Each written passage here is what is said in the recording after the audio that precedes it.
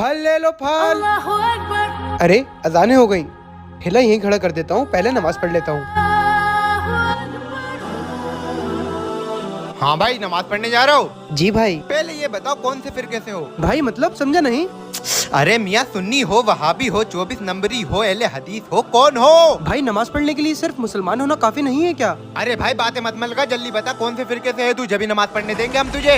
भाई मैं एक अल्लाह पे ईमान रखने वाला हूँ और नबी करीम हुजूर सल्लल्लाहु अलैहि वसल्लम का उम्मती हूँ। क्या इतना नमाज पढ़ने के लिए काफी नहीं है मेरे लिए? और मेरे भाई, क्या आप बता सकते हैं हमारे नबी कौन से फिरके से ताल्लुक रखते थे?